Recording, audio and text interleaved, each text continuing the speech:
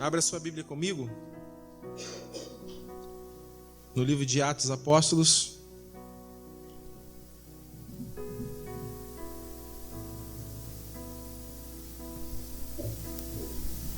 capítulo 4.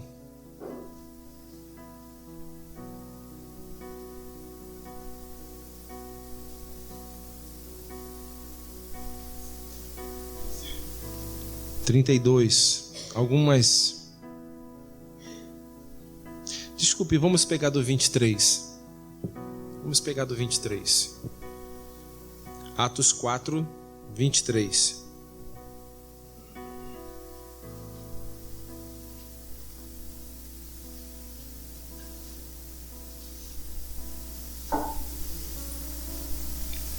Amém? Diz assim: quando foram soltos, Pedro e João voltaram para os seus companheiros e contaram tudo o que o chefe dos sacerdotes e os líderes religiosos lhes tinham dito.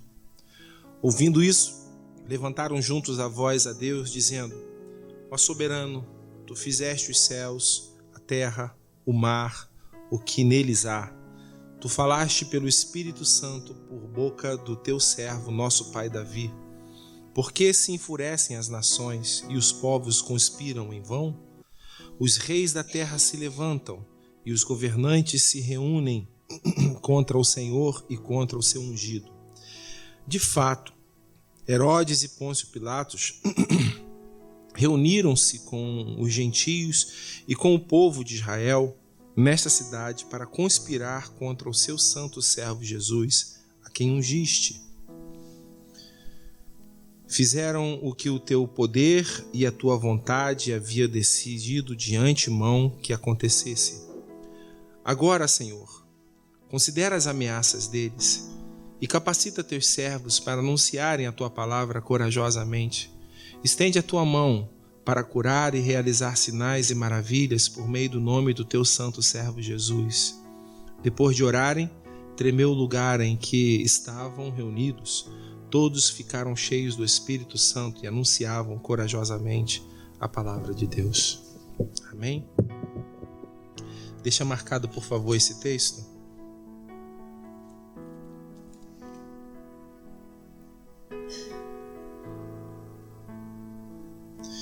E vá comigo ao mesmo capítulo, ao mesmo texto, ao mesmo livro ainda de Atos dos Apóstolos. No capítulo 2, versículo 1.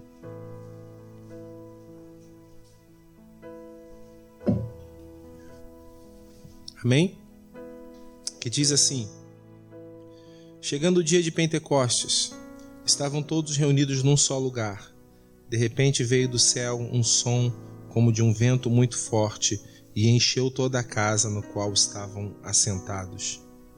E viram o que parecia línguas de fogo que se separaram e pousaram sobre cada um deles.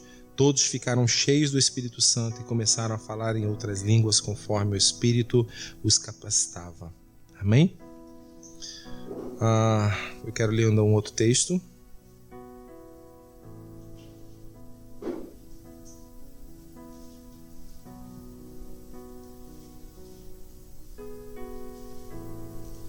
Só um minuto, por favor.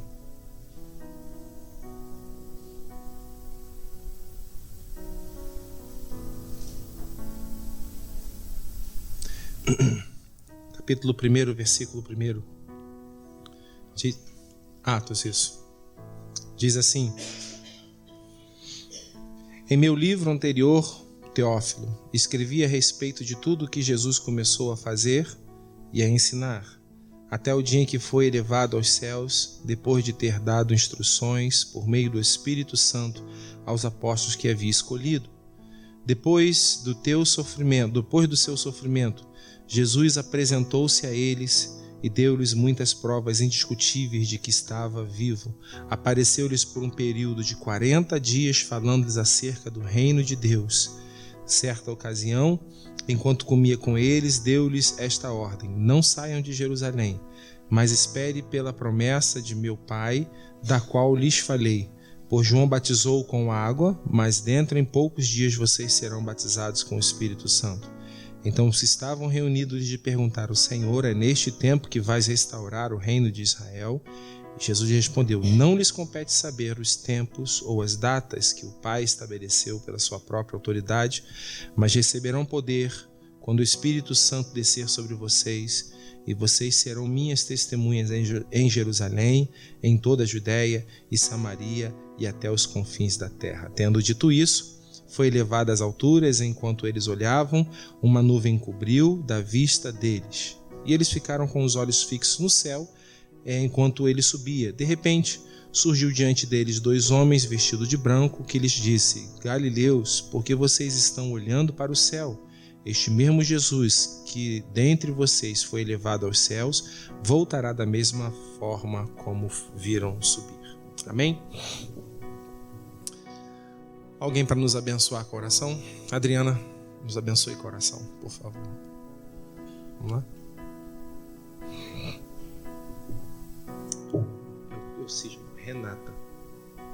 Senhor Deus, meu Pai, nesta noite se encontramos reunidos na sua presença, Pai. Abençoa nossas vidas, Pai. Nos guarda, nos livra de todo mal, Pai. Nesta noite estou pedindo, Senhor, pela vida do pastor, Senhor. Que não seja ele ali na frente, mas que seja Ti, Pai. Que o Senhor, que ele possa ser um instrumento nas suas mãos nessa noite, de palavra e conforto ao nosso coração, Pai. Usa ele, Pai, nesta noite, sim, eu te peço, te agradeço, Pai, por tudo. Amém. Segunda vez que chamo de Adriana. Bom, eu estava falando no início sobre essa questão de nós sermos tão voltados para nós, de nós sermos tão a gente mesmo, né? E de quão conflitante é essa mensagem de Cristo para as nossas vidas, quando a gente vai enxergando todas as vezes ele dizer para a gente não olhar simplesmente para a gente, mas olhar primeiramente para ele, não é isso? Que os nossos olhos estejam fitos nele, colocados neles, voltados para ele, e então é onde todo o processo acontece.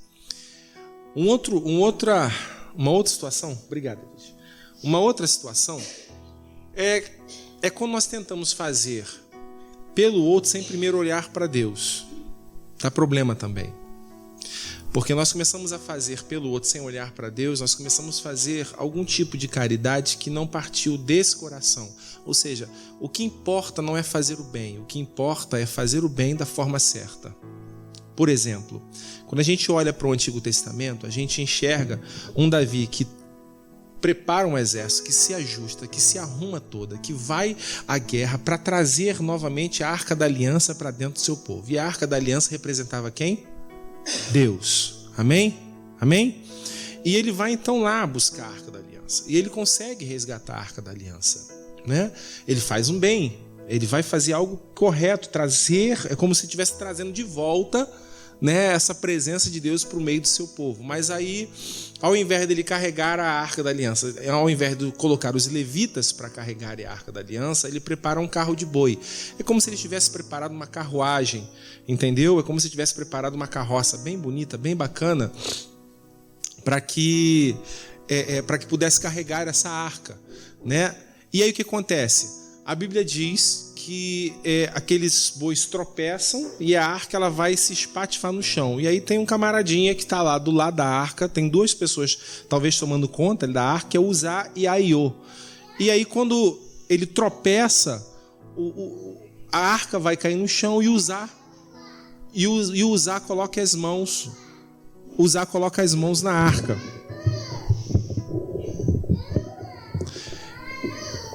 E Uzá então coloca as mãos na arca. E é nesse exato momento que Uzá coloca as mãos na arca que a sua vida é retirada. Ele é fulminado. Ele então é fulminado, porque ele vai fazer da forma errada. Ele vai fazer.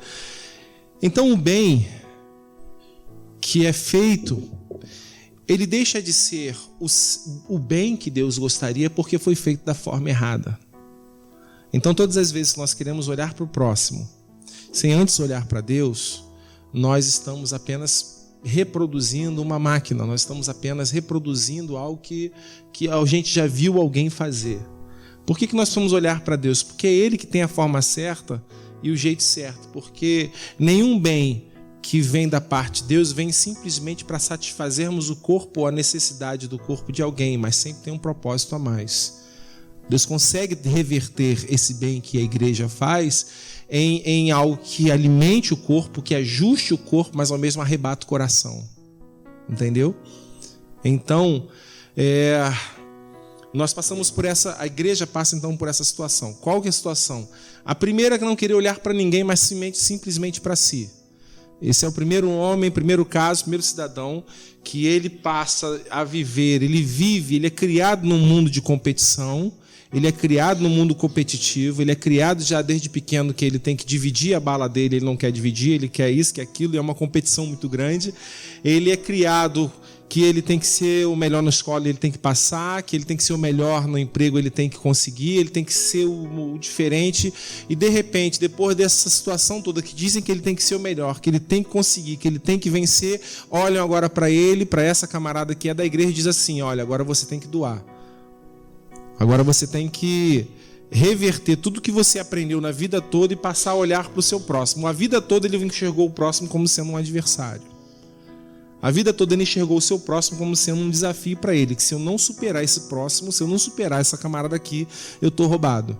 Jesus vem exatamente mudando tudo isso, todo esse conceito. Por isso que quando as pessoas ouviam Jesus naquela época pregar o mesmo evangelho, a mesma palavra, eles ficavam atônitos, dizendo assim: nossa, quem é esse que prega com autoridade? Nós sentimos autoridade, nós sentimos algo diferente quando Jesus está pregando.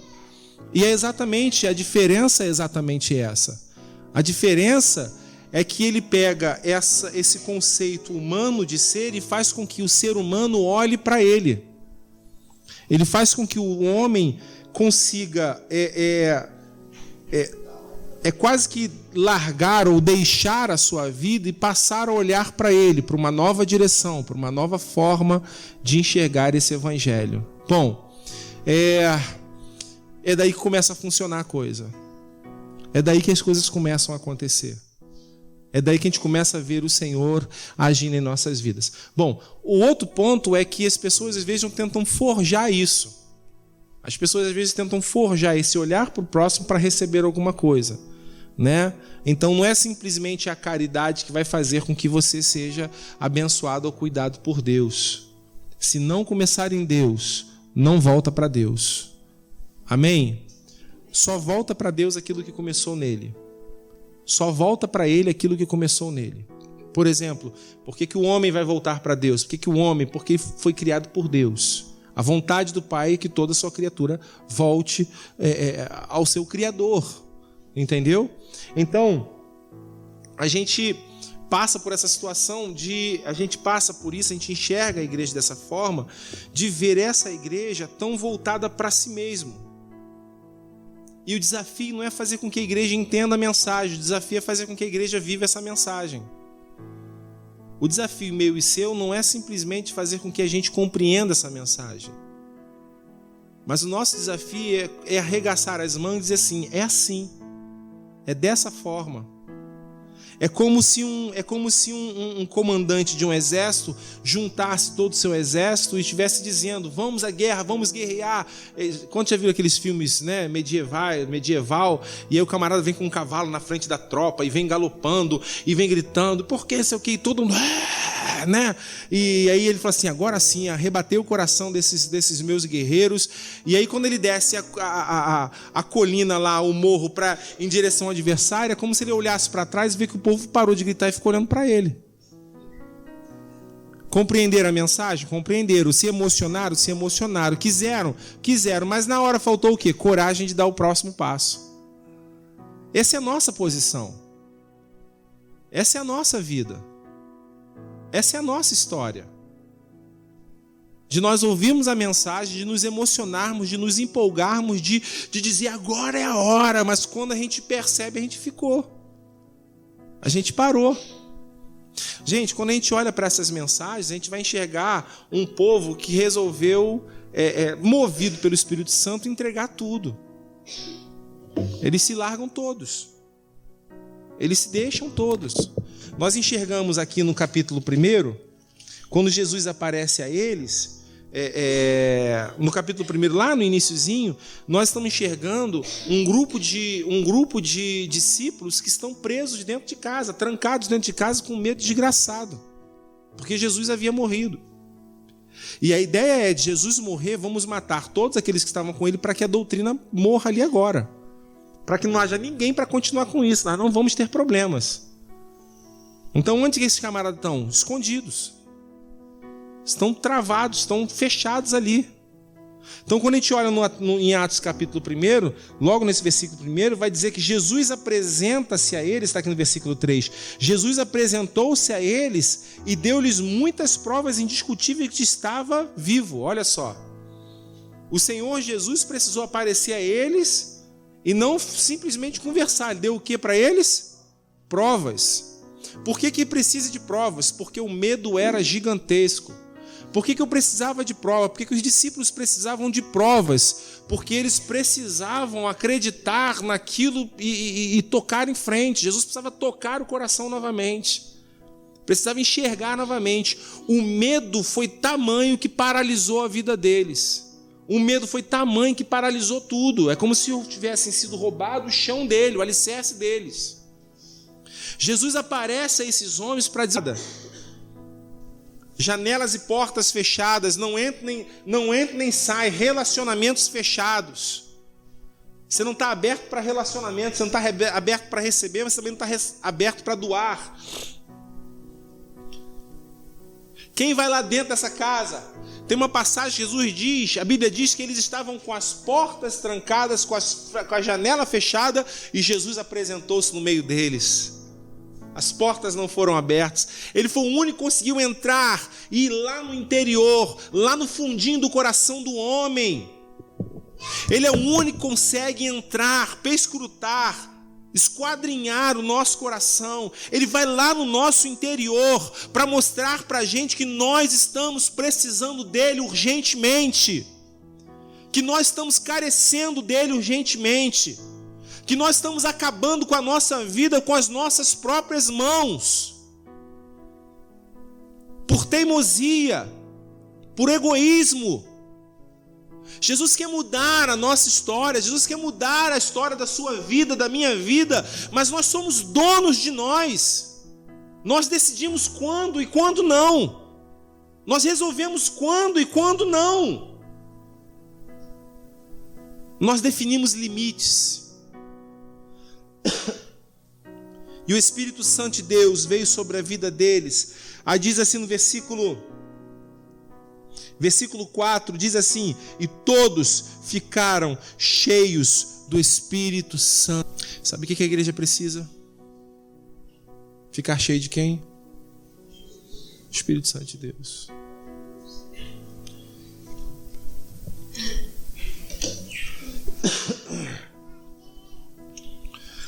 Talvez alguém nos possa perguntar: mas pastor, como é que é isso, ficar cheio do Espírito Santo de Deus? Como é que eu faço isso? Esses discípulos estavam ali nas casas, na comunhão. Comunhão é um estar perto do outro, um estar junto com o outro. No partir do pão, e quando diz partir do pão, está dizendo o seguinte: está relembrando a ceia, está lembrando o que o Jesus falou em oração. Eles não estavam estipulando dia, metas, horas, como que vai ser, porque foi do jeito que o Senhor quis. O capítulo 2, no versículo 2, ele vai dizer: de repente veio do céu. De repente. De repente não me diz a data, não me diz o dia. De repente não me diz quando foi. De repente não me diz: daqui a 3 dias você vai ser cheio. De repente. Quando a igreja menos espera, o seu coração é arrebatado. Quando a igreja menos espera, seu pensamento começa a ser transformado. É aquele perdão que foi liberado. Ou é aquele perdão que precisa ser liberado? É aquela mágoa que está no coração por uma pessoa há tantos anos, há 10 anos você carrega essa mágoa. E você não consegue. O que o Senhor está chamando e falando para mim e para você agora é o seguinte: abre mão disso aí. Abre seu coração para quê? Para que o Deus do de repente entre nesse coração e te liberte. Porque quem está escravizado é você. É o coração que está preso, mágoa com o pai, mágoa com a mãe, mágoa por alguém que te tocou, que não deveria ter te tocado, ou que te falou, que não deveria ter te falado, ou que fez o que não devia ter feito. E por causa disso você se fechou de uma tal forma que você não consegue ser a igreja que Jesus quer que você seja. O Deus desse de repente, que traz um vento impetuoso, que traz um vento sobre aquele local, que faz fogo aparecer, né? Línguas como de fogo sobre cada discípulo, eles foram cheios do Espírito Santo de Deus. Sabe qual que é a resposta disso? Sabe qual é a consequência disso? Desses homens terem ficado cheios do Espírito Santo de Deus. A consequência foi que agora, na mesma Jerusalém, eles não conseguiam mais ficar presos dentro de casa. Que agora, no mesmo lugar onde eles estavam sendo ameaçados de serem mortos, eles não conseguiam mais ficar presos dentro de casa. As ameaças começaram a acontecer. As ameaças de morte eram tão claras porque foram esses homens que mataram o próprio Jesus, quem seriam os seus discípulos para que eles não matassem. Mataram o próprio Jesus, começaram a olhar para você, Renata, disseram: nós vamos matar você. Começaram a olhar para Israel e falaram assim: a sua vida está desgraçada. Começaram a olhar para você dizendo: a sua vida não tem mais jeito. Começaram a olhar para a gente dizendo: olha, a sua vida é uma mentira dentro da igreja, você é uma mentira dentro da igreja. Começaram a fazer ameaças que tiram a segurança, que tiram o chão, que tiram a capacidade de continuarmos e fazermos o que temos que fazer. Mas sabe qual foi a resposta desses homens? A resposta desses homens é surpreendente. Por quê? Porque eles foram cheios do Espírito Santo de Deus. E é exatamente o Espírito Santo de Deus que faz com que nós tenhamos coragem de continuar e não parar. Que nós tenhamos coragem de olhar para trás e ver quem era o Léo lá de trás. Mas ao mesmo tempo olhar para frente e dizer: Senhor, faça através da minha vida o que tu tens que fazer. Não é mais o Léo que usava cocaína, maconha, não é mais o Léo que andava nos bordéis, que andava embriagado.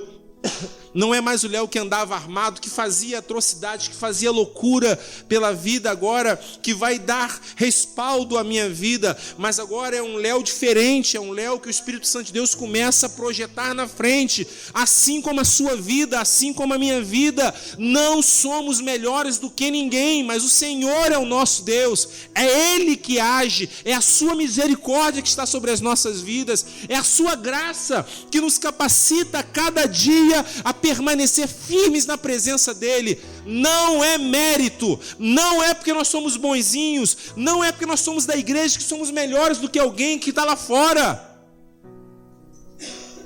Nós não somos melhores do que ninguém que está no mundo. O termo mundo não pode ser pejorativo para a gente. Porque as pessoas do mundo, ou seja, são as escórias, nós somos os melhores. Irmão, deveria ser o contrário. Se há pessoas vivendo em ignorância e nós sabemos a verdade, então nós somos a escória. Então nós somos os piores. Então nós somos os mais sujos. O que livra a nossa cara é a graça de Deus. O que livra a nossa vergonha é a graça de Deus. Porque eu e você ouvimos a mensagem sempre e não mudamos. Porque eu e Luciene ouvimos sempre a mesma coisa e não acontece. Então Deus não tem poder? Ou nós somos egoístas o suficiente para segurar em nossas vidas com unhas e carnes? Ou carne e unha, ou unhas e dentes? É que eu estava tentando achar o ditado certo, fiquei falando um montão de besteira até o ditado sair, entendeu? Amém? E aí então quando a gente... É isso mesmo? É isso aí.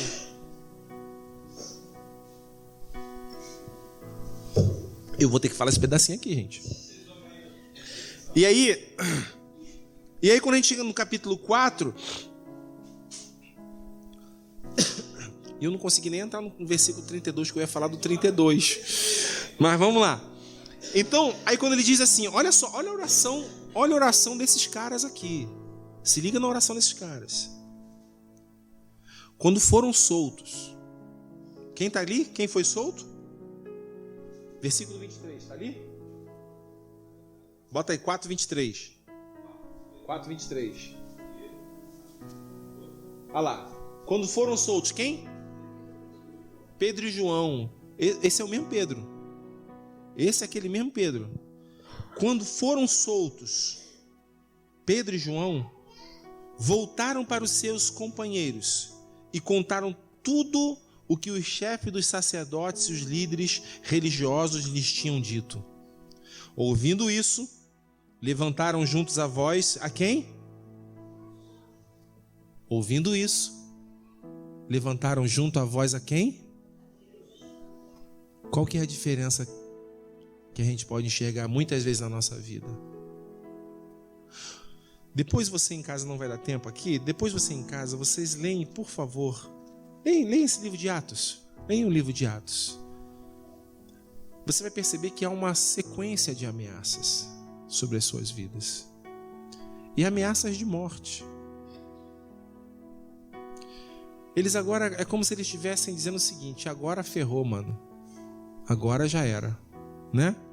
Um olhou um pro outro, mano, agora já era. A gente tentou aí, mas não deu não, né? Vambora, cada um para sua casa.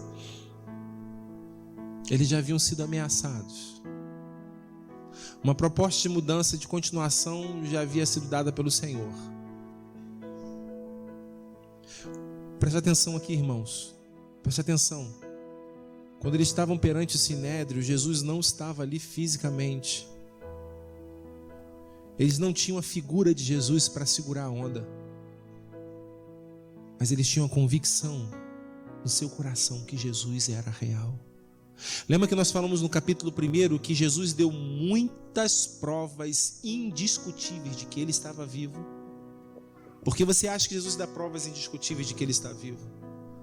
Por que você acha que entre os homens Jesus, o Senhor, continua hoje ainda dando provas indiscutíveis de que ele é Deus? Não é simplesmente para nós nos deleitarmos e falarmos, uau, Jesus cura, Jesus transforma, mas é para exatamente no dia da dificuldade nós podermos falar, Jesus está no controle de todas as coisas. Ele me deu provas a cada dia que eu olho para a minha vida sabendo que Ele está no controle de todas as coisas. Ele não me abandona. Sabe para quê, irmãos? Para nós não perdermos o equilíbrio que Ele nos dá no momento que for necessário, o equilíbrio que Ele pode nos dar. Para no momento do sinédrio que eles receberam a ameaça, Pedro e João voltam para os seus amigos dizendo, olha, a ameaça foi feita, nós estamos ameaçados, nós podemos perder a nossa vida, o que nós vamos fazer? A reação deles, a resposta deles aí, sabe o que é? Vamos nos juntar e orar àquele que está vivo ainda hoje. Vamos nos juntar e orar àquele que age ainda hoje, que provou isso a nós. Ouvindo isso, versículo 24, levantaram junto a voz dizendo, olha a oração deles, soberano Senhor, tu fizeste o céu, a terra, o mar e tudo que neles há. Tu falaste pelo teu Espírito Santo, por boca do teu servo, nosso pai Davi. Eles estão agora utilizando na oração a palavra de Deus. Céus e terra passarão, mas a palavra de Deus não vai faltar, não vai passar. Eles estão agora declarando a sua oração dentro da palavra de Deus. Irmãos, presta atenção, Deus não quer ouvir simplesmente poesia na nossa oração, Ele quer verdade, e verdades pautadas com contextos bíblicos. Nós precisamos entender que Deus não quer simplesmente ser bonitinho para a gente, Deus quer ser Deus. Ele não quer saber se a sua oração é uma oração de poeta ou se a sua oração é uma oração cheia de erros de português, mas crivada na verdade. Eles olham para Jesus e lançam a palavra. Por que se enfurecem as nações e os povos conspiram em vão? Os reis da terra se levantam e os governantes reúnem contra o Senhor e contra o seu ungido. Ponto, palavra. Senhor, a tua palavra diz isso. A tua palavra diz por que os governantes se levantam contra a igreja. A tua palavra diz por que se enfurece os céus e a terra. Por que tudo que está ao nosso redor parece que está fora do lugar, Deus. Aí agora ele vai dizer o fato que está acontecendo no local. Aí ele fala: de fato, Senhor, Herodes e Pôncio Pilatos reuniram-se contra os gentios, com os gentios e com o povo de Israel nesta cidade, para conspirar contra o teu santo servo Jesus, a quem ungiste. Fizeram o que o teu poder e a tua vontade havia concedido de antemão que acontecesse. Eles consideraram que a morte de Jesus estava no controle do Pai. Eles estão dizendo: Senhor, eles conspiraram, eles reuniram com os gentios para conspirar contra o teu filho, o teu ungido. Mas estava no teu controle. Eles fizeram exatamente o teu plano. Não é isso? Agora olha só o versículo 29. E eu fecho aqui no versículo 29. Agora, Senhor, considera a ameaça deles e capacita os seus servos a anunciar a tua palavra. O que ele está querendo dizer com isso? Senhor, conspiraram contra o teu ungido. Levantaram situações contra ele. E fizeram isso porque o Senhor tinha isso no script, estava na tua vontade. Agora a continuação da oração dele está dizendo: agora, Senhor, considera a ameaça deles. O que ele está dizendo? Agora, Senhor, o alvo somos nós. Agora, Senhor, já mataram Jesus, ele já ressuscitou e está vivo, nós sabemos disso. Mas nós não aguentamos mais ficar presos. Nós somos a tua igreja, nós somos teus discípulos. Nós não aguentamos mais ser o que nós éramos no passado. Agora nós queremos ser o que tu queres que nós sejamos. Então ele está dizendo: Senhor, considera a ameaça deles e capacita os teus servos, assim como o Senhor capacitou o teu servo Jesus, a anunciar a tua palavra corajosamente. De homens trancados nas suas vidas com medo, há homens que estavam dizendo: agora eu estou pronto para entregar a minha vida. De homens que estavam correndo de todas as coisas, há homens que estavam dizendo: a minha vida sem isso não tem mais sentido. Resumindo, irmãos, a nossa vida só vai ter sentido quando nós resolvermos perdê-la para o Senhor Jesus. A nossa vida só vai ter sentido quando nós pararmos de tentar resolver com a nossa força.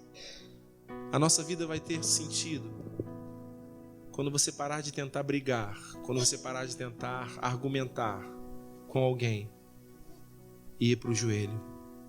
Esses discípulos olharam um para o outro e disseram: a ameaça foi feita e ela é real. Nós vamos morrer, o que nós vamos fazer? Um olhou para o outro e diz: você pode? Não, então vamos orar. E pela palavra de Deus oraram. E eles bagunçaram o coreto naquele lugar, porque eles não fugiram.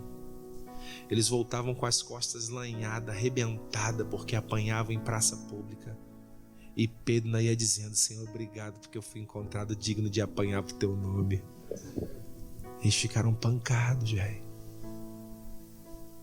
É hora de nós ficarmos pancados assim. É hora de nós pararmos de tentar resolver o problema da nossa casa.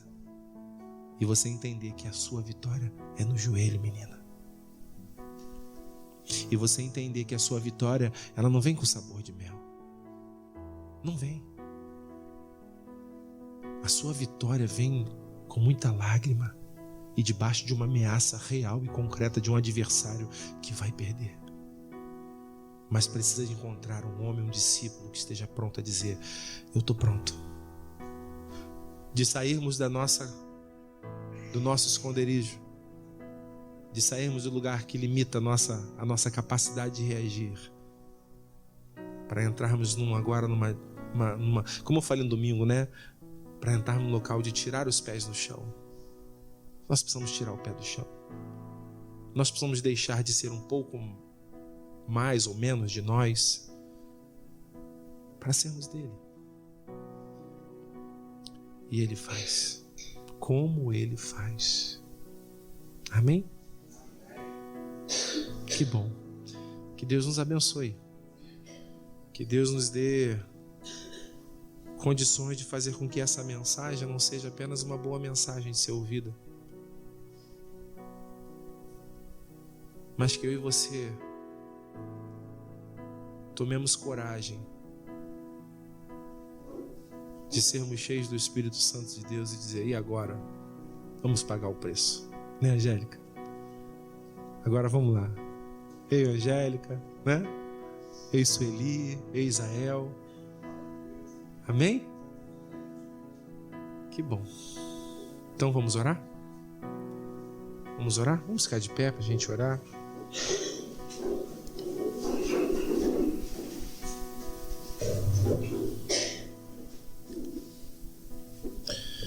Obrigado, Deus. Obrigado por uma mensagem como essa, simples. Uma mensagem simples, mas acreditamos vir do Teu trono. Acreditamos vir do Senhor. Uma mensagem que nos impulsiona, que nos leva, Deus, a pensarmos como nós podemos ser um pouco menos de nós mesmos. Como nós podemos nos esvaziar um pouco nós mesmos. Ajuda-nos a sermos diferentes em casa, no trabalho. Ajuda-nos. A palavra que os teus discípulos pediram a Ti foi: Deus, agora veja a ameaça deles. A ameaça é real. Mas mais real era um coração arrebatado que estavam dizendo: Senhor, veja que nós estamos vivendo debaixo de ameaça, mas capacita-nos a continuar a pregar a Tua palavra corajosamente. Em nome de Jesus. Ajuda-nos a olhar a nossa vida agora pelo prisma da Bíblia, pelo prisma da oração, pois é o que nós precisamos. Em nome de Jesus. Leva-nos para os nossos lares. Que sejam lares agora não mais com portas e janelas fechadas, mas que sejam lares abertos para o Teu Espírito. Nos faça refletir e entender o Senhor. Em nome de Jesus. Em nome de Jesus. Quantos podem dizer amém? Você pode abençoar quem está pertinho de você, dar uma boa noite, um grande abraço.